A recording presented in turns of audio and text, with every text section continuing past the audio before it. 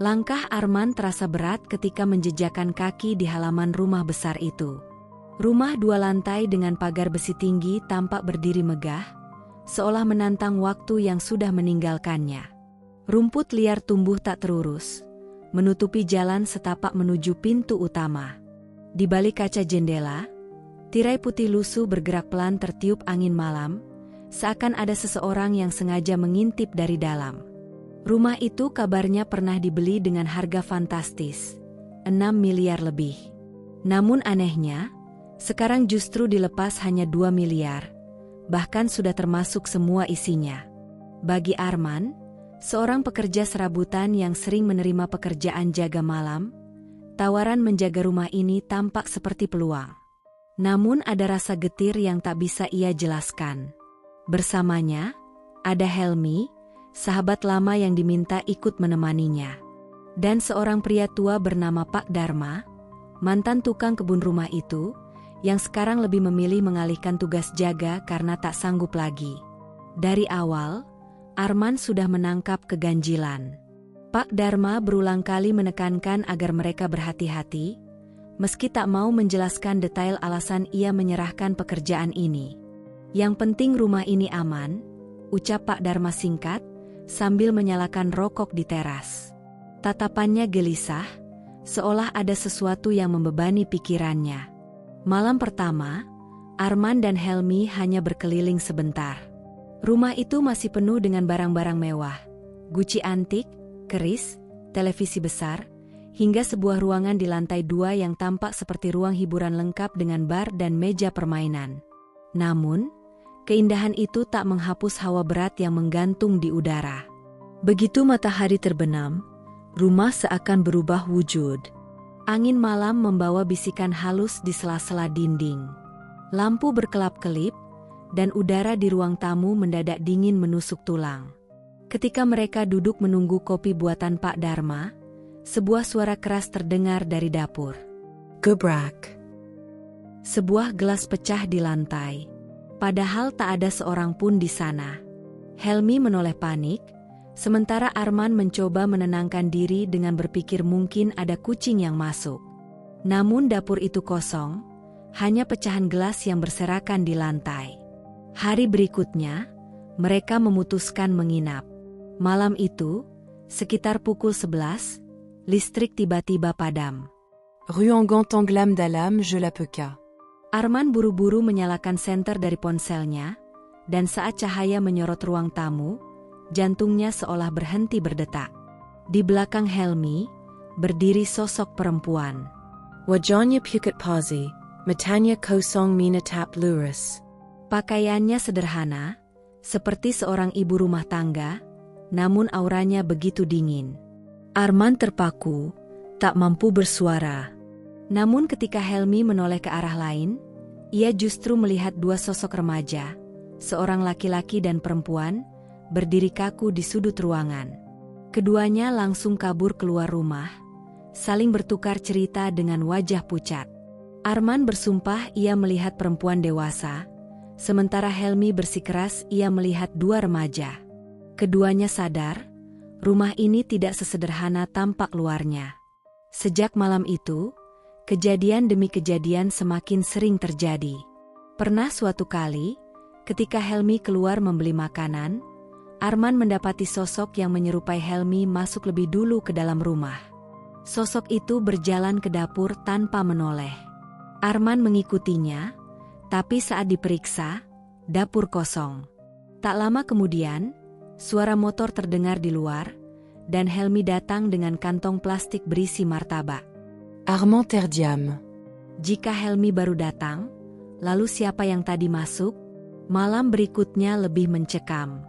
Helmi yang setengah terlelap tiba-tiba menunjuk tangga dengan wajah ketakutan. Ada yang berdiri di sana, katanya lirih, sebelum kembali menutup wajah dengan selimut. Arman menoleh, namun tak melihat apa-apa. Ia mencoba menganggap itu hanya mimpi setengah sadar. Sampai kemudian Helmi menceritakan hal yang lebih aneh.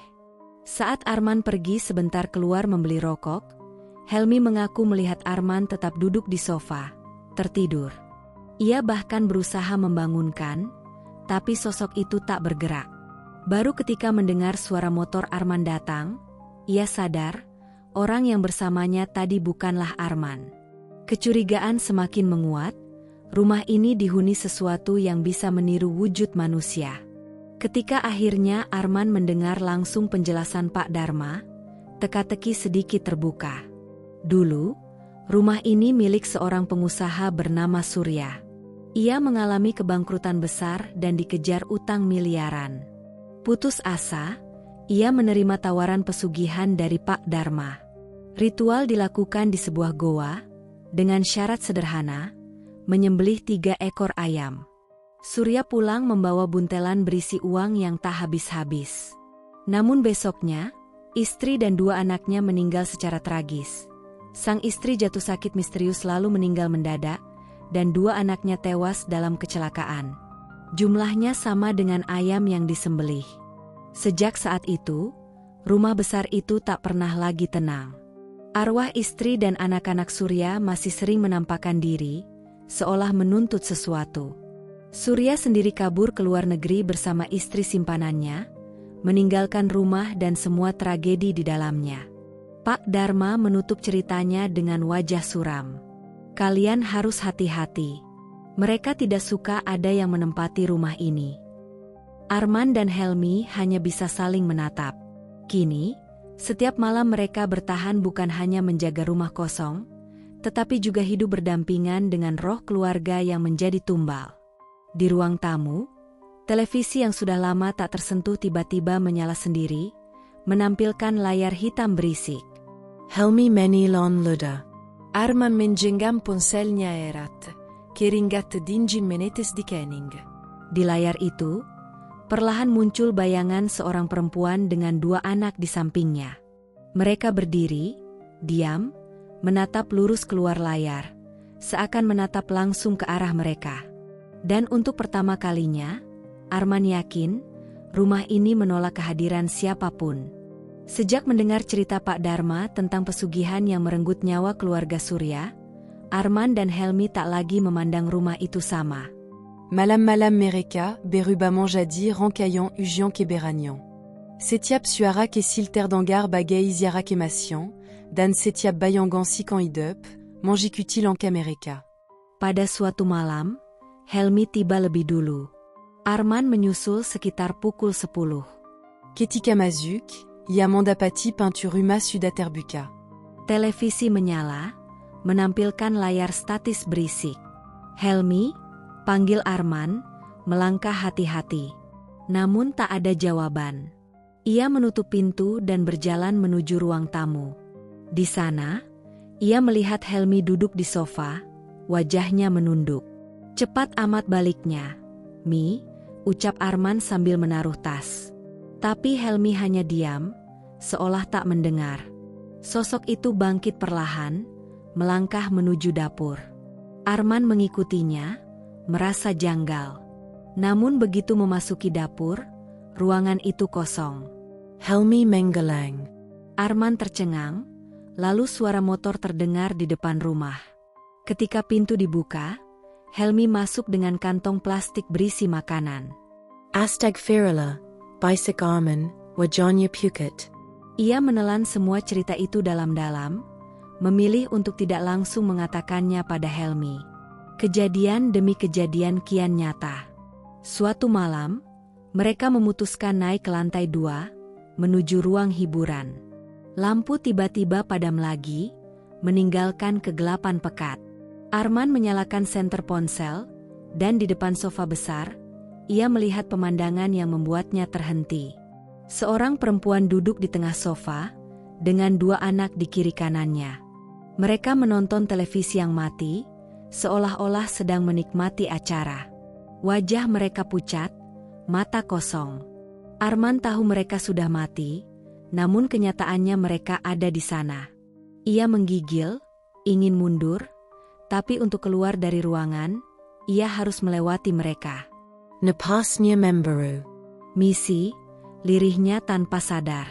Ketika ia melangkah, sosok-sosok itu tak bergeming, tetap menatap layar kosong. Namun hawa dingin menusuk lebih dalam, membuat bulu kuduknya berdiri. Setelah berhasil melewati, Arman berlari ke bawah bersama Helmi. Sejak malam itu, keduanya sepakat tidak lagi masuk ke ruang hiburan. Mereka hanya bertahan di ruang tamu, menyalakan lampu seadanya, berharap malam cepat berlalu. Namun rumah itu seolah mempermainkan mereka. Suatu dini hari, Helmi terbangun dengan tubuh berkeringat. Ia menoleh ke arah tangga dan terperanjat.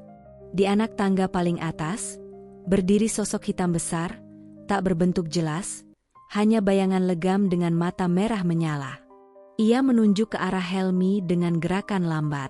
Helmi menjerit dan menutupi wajah dengan selimut. Armand Tersantac, Banguin, tapi attaque Melia à Papin. Hanya Helmi yang terus menggigil, bibirnya bergetar tanpa bisa berkata-kata. Keesokan harinya, Pak Dharma datang sebentar.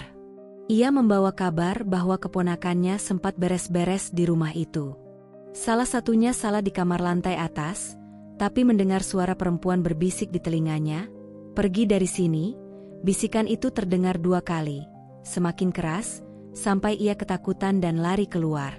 Arman dan Helmi mendengarnya dengan wajah pucat. Semua peristiwa yang mereka alami kini terasa masuk akal, seakan rumah ini benar-benar menolak siapapun yang menempatinya. Beberapa malam kemudian, giliran Helmi mengalami pengalaman yang lebih mengerikan. Ia bermimpi aneh, seolah sedang tidur di sofa, sementara Arman duduk di sampingnya. Dalam mimpinya, Arman menoleh, namun wajahnya bukan wajah manusia. Pucat, mata hitam pekat, mulut terkoyak membentuk senyum lebar. Helmi terbangun sambil terengah, lalu menoleh. Di sofa, ia melihat sosok Arman benar-benar ada, duduk diam, menatap televisi. Tapi Helmi ingat jelas, Arman sudah keluar membeli rokok. Ketika suara motor terdengar dari luar, Helmi sadar, sosok di sofa itu bukan manusia. Ia langsung lari keluar, wajahnya basah oleh keringat dingin. Arman yang baru tiba hanya bisa membelalakan mata ketika Helmi menceritakan kejadian itu. Keduanya semakin yakin, rumah ini dihuni sosok peniru, sesuatu yang bisa menyerupai manusia, bahkan mereka sendiri. Hari demi hari, mereka hanya bertahan. Namun rasa takut mulai berubah menjadi keputusasaan. Arman mulai merasa tubuhnya lemah, sering bermimpi buruk melihat keluarga Surya berdiri di ujung ranjang, menatap tanpa ekspresi. Helmi pun semakin sering meracau, kadang berbicara sendiri seolah menjawab bisikan. Suatu malam, hujan deras mengguyur. Atap rumah berderak, angin berdesir melalui celah jendela. Arman menatap Helmi yang terlelap di lantai, lalu menutup matanya, berharap bisa tidur meski hanya sebentar. Namun suara-suara mulai terdengar. Tangisan lirih perempuan, diikuti suara anak kecil tertawa di ujung koridor. Arman membuka mata. Lampu berkedip-kedip, dan di seberang ruang tamu, berdiri sosok perempuan berambut panjang, wajahnya pucat, mengenakan pakaian yang sama seperti malam pertama mereka melihatnya. Di sampingnya, 2 anak remaja muncul, menunduk. Mereka berjalan perlahan mendekat. Arman membeku. Jantungnya berdetak kencang, kakinya tak bisa bergerak. Helmi masih terlelap, tak sadar apa-apa. Sosok-sosok itu berhenti hanya beberapa langkah darinya. Perempuan itu mengangkat tangan, menunjuk lurus ke arah Arman, dan bibirnya bergerak. Tak ada suara keluar, namun jelas ia mengucapkan satu kata, "Pergi." Sekujur tubuh Arman terasa membeku. Iatau, Ruma initida kakan perna menerim Amerika. Dan malam itu, untuk pertama kalinya, ia mulai berpikir, apakah benar mereka bisa selamat sampai pembayaran rumah ini selesai? Atau justru mereka akan menjadi bagian dari penghuni baru rumah tumbal ini? Malam itu, hujan deras mengguyur kota.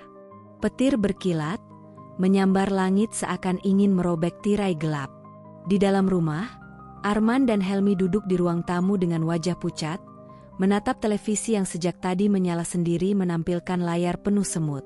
Keduanya sudah hampir putus asa. Setiap malam, teror semakin nyata. Bayangan keluarga Surya tak hanya menampakkan diri, tapi mulai berinteraksi. Helmi sering terbangun dengan suara bisikan di telinganya, sementara Arman melihat bayangan dirinya sendiri berjalan di koridor, menghilang tepat saat ia hendak mendekat. Pak Dharma sudah lama tak datang.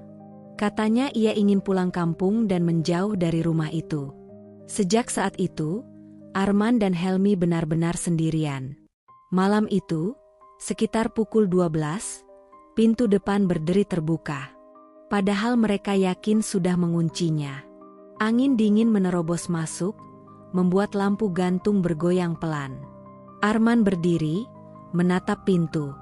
Ada orang, bisiknya, namun tak ada siapapun di luar. Hanya hujan deras membasahi halaman.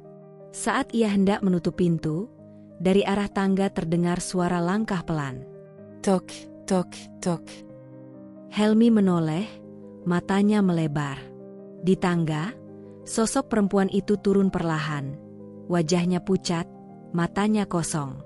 Di belakangnya, dua anak remaja mengikuti dengan langkah kaku. Mereka berhenti di pertengahan tangga, menatap lurus ke arah Arman dan Helmi. Helmi Jematar, suaranya terskat. Mereka makin dekat. Men? Sosok perempuan itu mengangkat tangannya, menunjuk lurus ke depan. Kali ini suaranya terdengar jelas, menggema di seluruh ruangan. Kalian harus pergi. Arman merasa darahnya membeku. Tapi ia juga tahu mereka tak bisa begitu saja meninggalkan tugas. Rumah itu masih harus dijaga sampai pembayaran selesai. Namun bagaimana jika mereka tak sempat keluar hidup-hidup? Malam-malam berikutnya hanya menambah rasa ngeri. Lampu-lampu sering padam tiba-tiba, meninggalkan mereka dalam gelap total. Suara langkah terdengar di lantai atas padahal tak ada siapapun. Sesekali televisi menyala menampilkan bayangan samar keluarga Surya duduk di ruang tamu, menonton acara yang tak ada. Suatu malam, Helmi tak tahan lagi. Ia marah, berteriak ke arah ruang kosong. "Apa yang kalian mau?" Suaranya bergetar, bercampur amarah dan ketakutan. Tiba-tiba udara menjadi dingin menusuk. Jendela bergetar, pintu kamar terbuka sendiri. Dari dalam kamar itu, terdengar suara tangisan perempuan, diikuti teriakan anak-anak. Sosok ibu itu muncul di pintu, wajahnya lebih jelas daripada sebelumnya. Wajah pucat dengan mata merah berair, mulutnya bergerak cepat, seperti berusaha bicara. Namun suara yang keluar hanyalah jeritan nyaring, membuat telinga berdenging. Helmi jatuh terduduk, menutup telinganya. Arman menariknya keluar, berlari ke teras meski hujan masih turun deras. Mereka basah kuyup, tapi lebih memilih dingin hujan daripada hawa mencekik di dalam rumah. Di teras, mereka bernafas tersengal. Arman menatap rumah itu dengan mata merah. Mereka bukan sekadar penampakan, Mi. Mereka marah. Mereka ingin kita tahu. Hari-hari berikutnya, Arman mencari tahu lebih dalam dari tetangga sekitar. Dari bisik-bisik, ia tahu bahwa setelah istri dan anak-anak Surya meninggal, rumah itu tak pernah tenang. Beberapa orang yang mencoba tinggal selalu sakit, atau mengalami gangguan jiwa. Ada juga yang kabarnya hilang tanpa jejak. Semuanya mengarah pada satu hal, rumah itu sudah menjadi tumbal. Malam terakhir mereka di rumah itu menjadi puncak segalanya. Hujan kembali turun, disertai angin kencang. Pintu rumah bergetar, kaca jendela berderak. Arman dan Helmi duduk di ruang tamu, terlalu lelah untuk lari. Tubu mereka kuru, mata sekung. Tiba-tiba, seluruh lampu padam. Gelap pekat menelan ruangan. Dari arah tangga, terdengar suara serempak, langkah kaki, tangisan, dan tawa. Arman menyalakan senter. Di ujung cahaya, ia melihat pemandangan yang tak akan pernah ia lupakan. Keluarga Surya berdiri di tengah ruang tamu. Sang ibu di tengah, dua anak di sisi kiri dan kanan. Mereka menatap Arman dan Helmi dengan wajah tanpa ekspresi. Namun di mata mereka ada luka, dendam, dan kesedihan yang tak terucap. Helmi menangis, suaranya pecah.